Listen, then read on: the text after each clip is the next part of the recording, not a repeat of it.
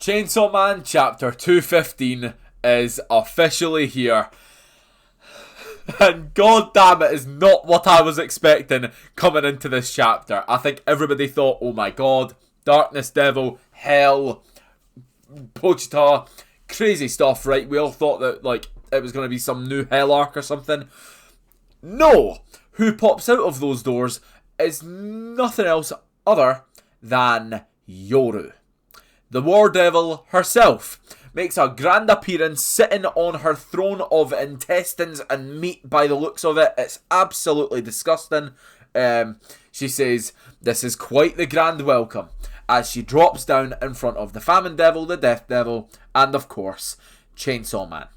And, I mean, it's absolutely insane what I am about to depict, what I'm about to tell you happens in this chapter. So, apparently, according to Yoru, she says, do you all need something from me? If you have something to say, then say it. You know, let's get this over and done with. And the Death Devil says, agree to my condition and you can turn us into weapons. Obviously, don't want that to happen, right? That's not a great situation. However, to be fair, the Death Devil is being quite reasonable because she knows Yoru's not going to agree to this at all. She says, go home and essentially spend the rest of your life in hell. That's the condition. And Yoru obviously is, I'm not going to agree to that. Why would she ever do that? Her whole thing is, you know, wanting to be as powerful as possible. What's the point in having it if she's going to sit in hell for the rest of her life, you know? And the Death Devil comes back with a threat that I think is very, very interesting. She says, if I use my power, you will die instantly. What the hell does that mean? What's the power? Is she referring to the power to essentially control people? Because that's what we've seen previously, right? The thing where they essentially become her slaves. I don't think that's what she's talking about, because that doesn't kill people. She and her and Yoru begin to kind of have a conversation about this. She kind of begins to say stuff is along the lines of like, I know what your power is, which of course they've like fought against and together before, right? But it's annoying that we don't know what the power is. It's kind of grating on me, to be honest. Yoru goes on to say, you can't control the power's strength. Won't those friends you went to karaoke with die too if you use it? I have your friends. Your power's unfair. Use it and my comrades will kill your friends. And Yoru swiftly kind of moves on from saying that. The negotiations kind of die there between the Death Devil and the War Devil, which I'm going to assume they will pick back up in the future. But Yoru very swiftly moves on to Denji / Pochita / Chainsaw Man.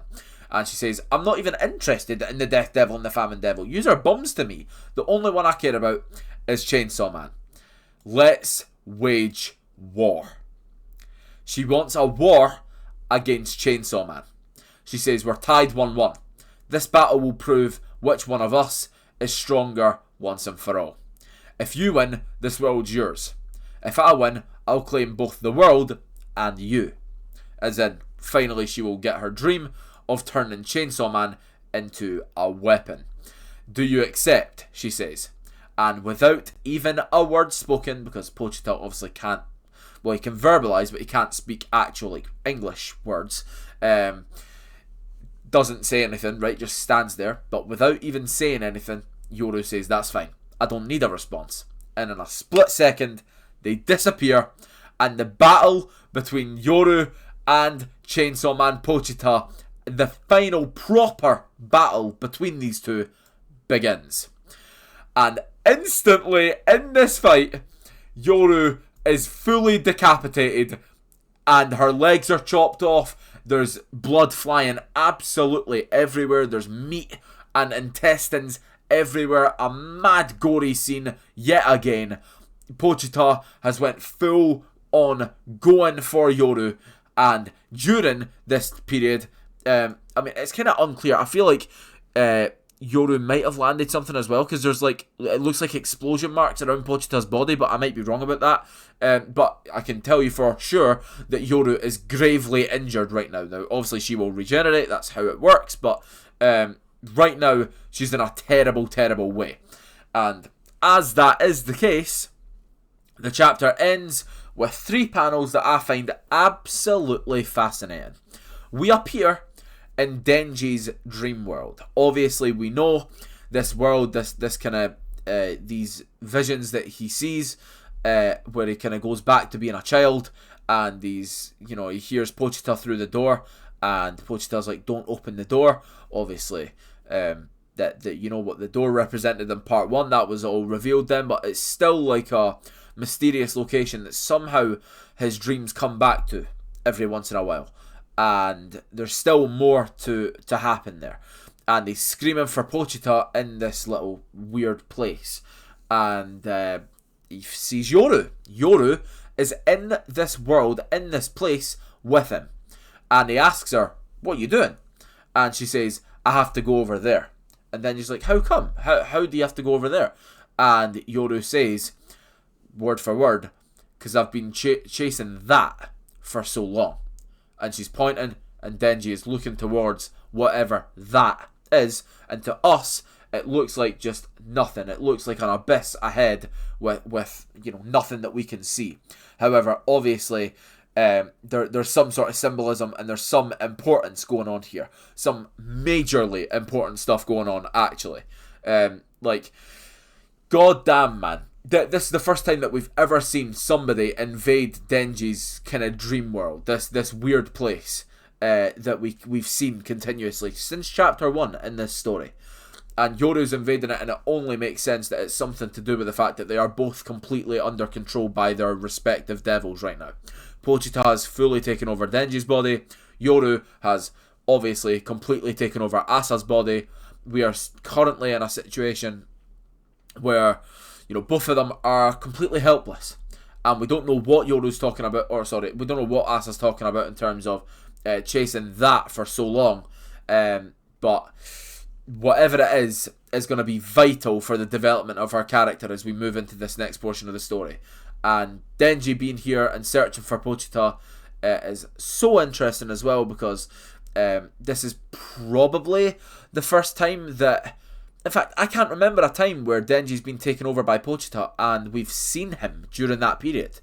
Most of the time, or every time I think, we've kind of just had Pochita be there and just assumed that Denji's kind of just fell to the background and is kind of just in a shell of nothingness. But he's in this illusion, he's in this vision, this scene, this dream or whatever. So I think this is absolutely fascinating. Yoru versus Pochita has fully gotten underway.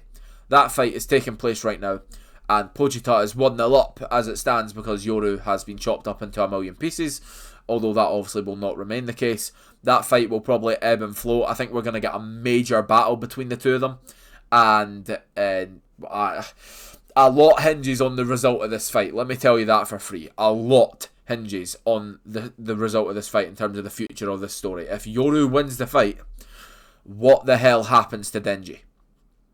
Remember, Asa initially was the second part of the story's main character, so it's not beyond us to imagine a Yoru victory here. If Yoru wins the fight, what does that mean for Asa? That's another question. So, if Yoru wins, what does that mean for Denji and Pochita? And what does that mean for Asa herself? If Pochita wins, same thing, right? What does that mean for Pochita and Denji? Does Asa die alongside Yoru? You would assume so. They've got the same body. Denji doesn't want that to happen. Pochita probably doesn't want that to happen because he doesn't want that to happen for Denji. And I think Pochita, obviously, if he loses, then Chainsaw Man gets turned into a weapon and Denji dies in that scenario as well. So both Denji and Asa's lives are on the line here, as Pochita and Yoru are essentially fighting over the fate of the entire world. It is absolute cinema. The Death Devil and the Famine Devil are loosely connected as well, and I'm interested to see what kind of moves they'll make during the fight to see if they can maybe prevent it from reaching a certain stage for either of them. I'm not sure what's going to happen, but goddamn am I excited to see it all take place. we're going to wrap up this review here and leave it to you in the comments to tell me what you think is going to happen in this fight between Yoru and Pochita. I believe it's going to be the best fight in the series easily, and like I say, it probably has the most narrative kind of permutations on it. So what is there to not be excited about? You know, this is a huge moment in the Chainsaw Man story, and I can't wait to experience the next chapter next week again with all of you. Yeah, thank you so much for watching. Like I say, leave in the comments what you think about it and what you think is going to happen in the future. I hope you enjoyed the video. I hope you all have a fantastic rest of your day, and hopefully I will catch you on the next one. Bearing in mind, uncut anime reactions are over on Patreon. Bleach, Dragon Ball, Demon Slayer, Full Metal Alchemist, Overlord, Bocchi the Rock, Delicious in Dungeon. So much over there. If you want to check it out, link in the description. Thank you so much. Take care, and I'll catch you on the next one. Bye for now.